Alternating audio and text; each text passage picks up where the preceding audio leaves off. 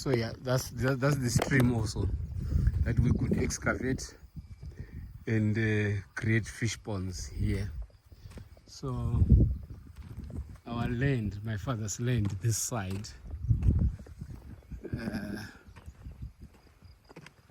there's a beacon that marks where our land is supposed to end. I think somewhere here, right? Right, it should end somewhere here. No, I think we are too much up.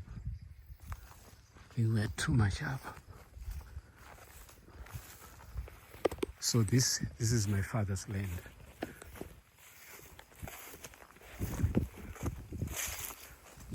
It's bushy. There used to be a path somewhere. I can't see the path. Oh, is it this one? Right. Yes, this is the path. So it must end somewhere here. That's where our land ends. This is a path that divides us with our neighbors down.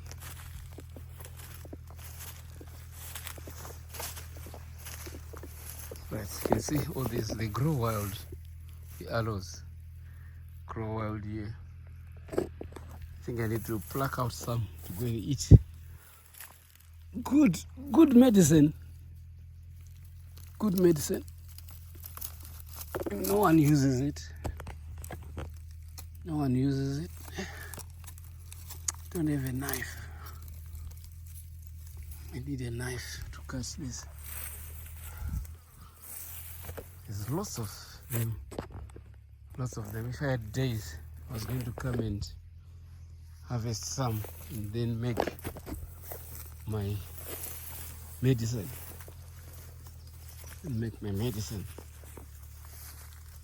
Alright, see how bushy this is.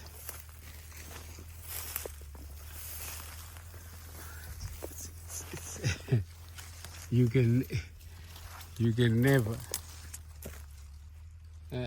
never be able to just take it in, all of it. It's just, this is all pastures for the cattle. So if we look after this land well, it will look after us. It will definitely look after us. There's a lot of grass here. Lots of grass. Lots of grass.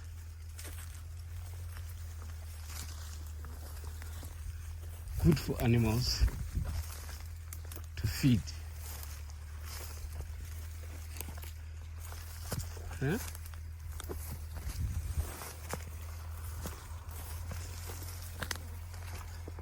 This is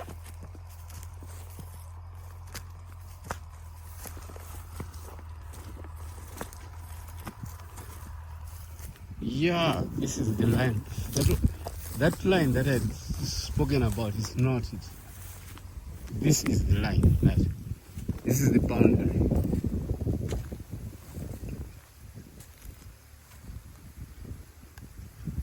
This is the boundary. Yes, this is the boundary. Straight to that thorn tree there. Like this path becomes the boundary between us and our neighbor. So this whole land is our land. Right, so we're going to fence it, going straight like that. I think that's how best we can handle it. Straight like that.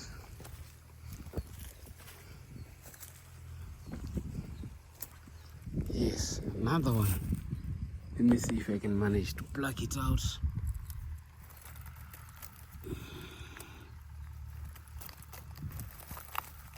Yeah, it won't come. Need a knife. Maybe I'll come back here tomorrow see how I can get farm and make a juice for my medicine. Yeah. So that's that whole piece. We have left it like that so that we can have pastures for our animals. And this is the last field. I'd put some rapoko. We call it Rio in Bantu Shona. Right. But no one seems to be coming to work on this. You know, if they'd come to work on it and thin it out, we could be having a lot of rapoko here, but no one has done that. And so this is going to waste. This has gone to waste. Imagine all this. It's just going to go to waste. All this. They only tried to thin out a small space, a small portion. This small portion is the one that they tried to thin out. But basically, we are losing out. So this field is supposed to be for Rapoko, right? It was supposed to be for Rapoko, and the next one as well was supposed to be for Rapoko. That's the last field of my father's last field, and my young brother has taken these. He's going to be using them when he comes to live at home. When I don't know. People are stuck in towns doing their jobs, and you know, it's overseas and all that. So you don't even know when they're going to come and start living here. So they try to transplant this portion. At least we have something here. If the rains continue coming, then we are likely going to get something out of this. Right. I just pray so that Yah may grant us something. My sister planted this stretch of maize. She loves maize. Mealies a lot. I don't know whether she will be around to eat them because where she is, she's so far away. By the time these mealies arrive, I don't know whether she will be there to eat them. Other people are going to eat them for her. Unfortunately, that's what it looks like. But yeah, it's a good crop. It's a good crop, but it needs attention. Need to put fertilizer. Need to put pesticide for these worms that are eating. Someone needs to come and spray. We have to talk about this with the guys so that they can come and spray this maize before it gets damaged, all of it. I don't know now. How do I cross? Hey. This is something else. You can't even walk across there. It's yeah. So at the end of the field, between my dad's fields and my grandfather's field, I wanted to put some oranges there.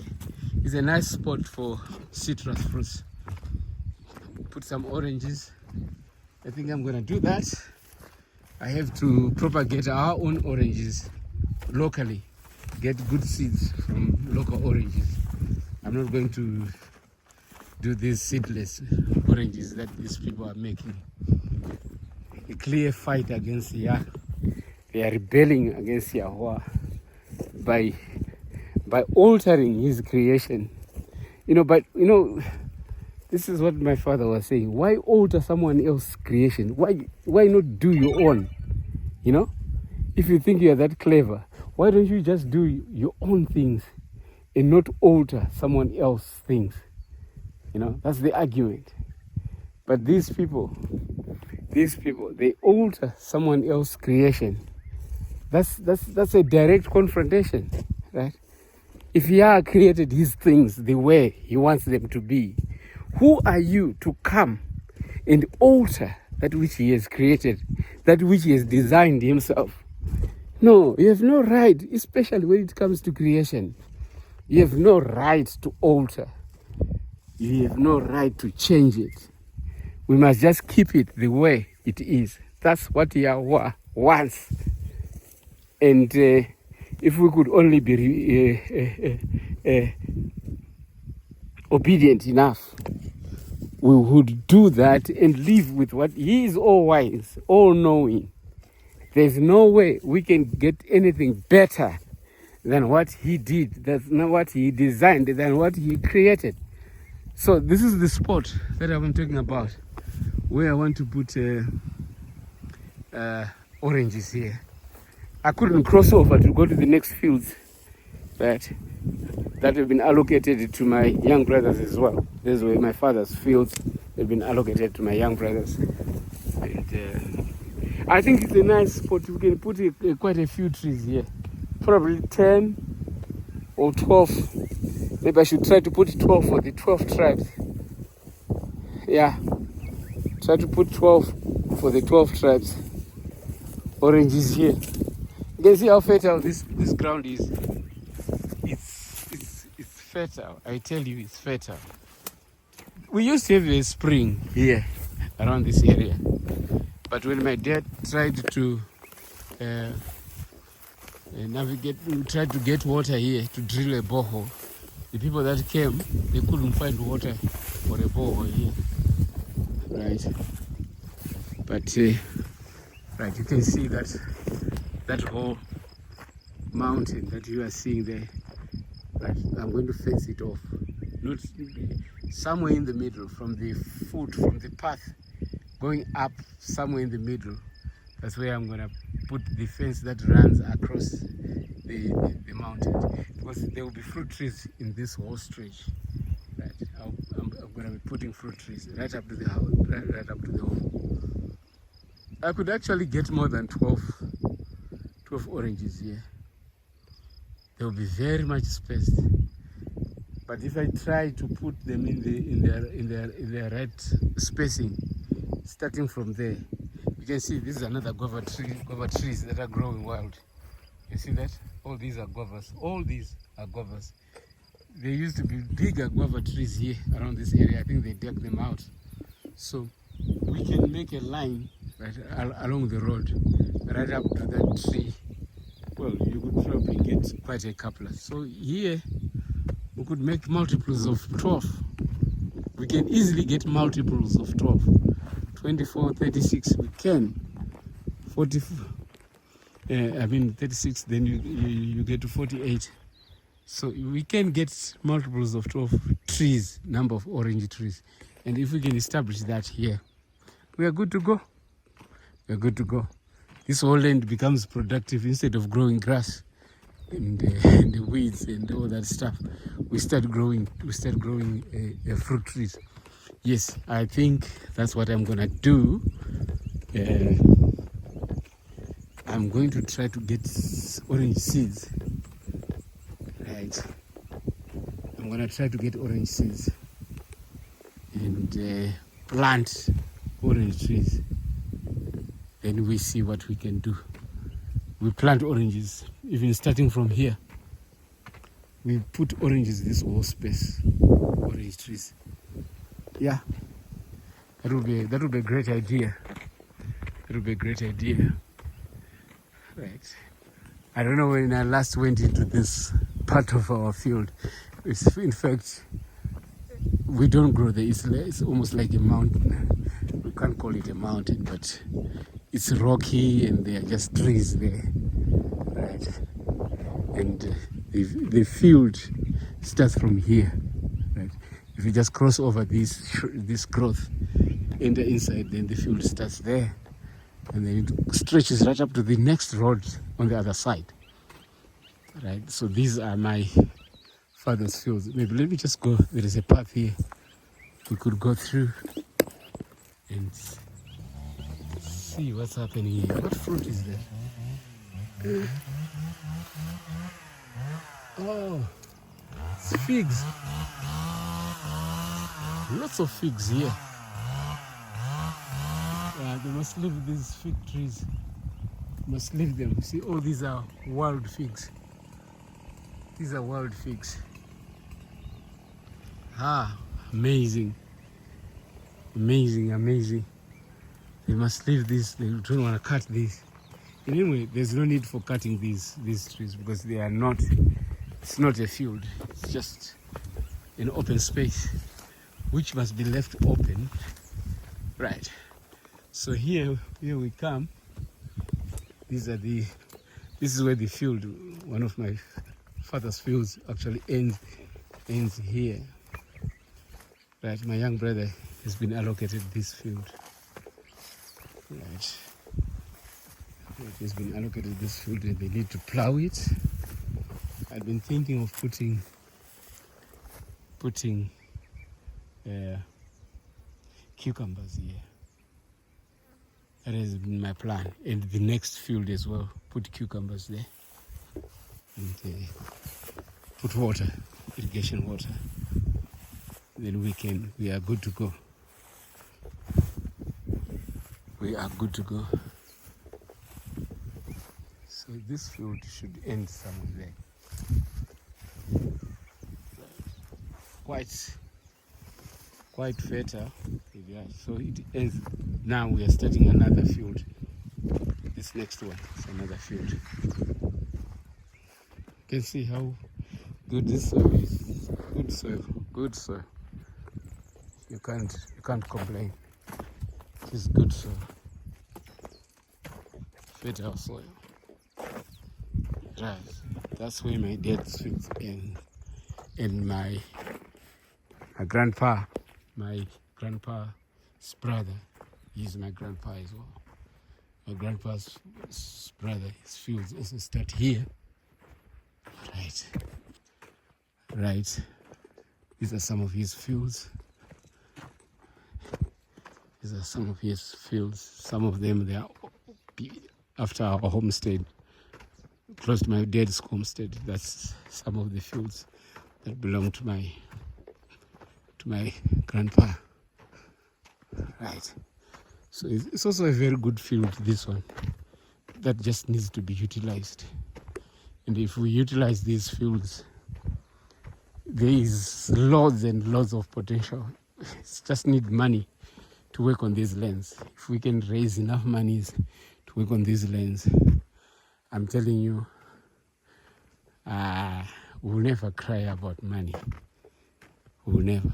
Just need good money to invest and good management.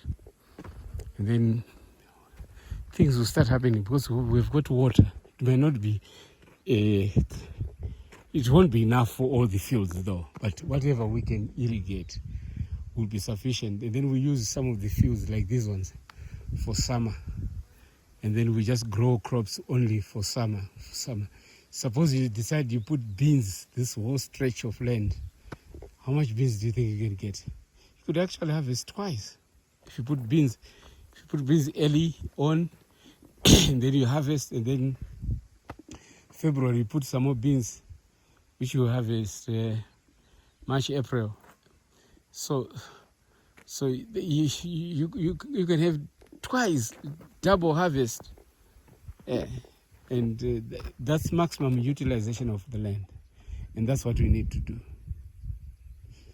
We are thankful again that Yah has given us resources that can make us to be what we can be, what we want to be. Allah, we are.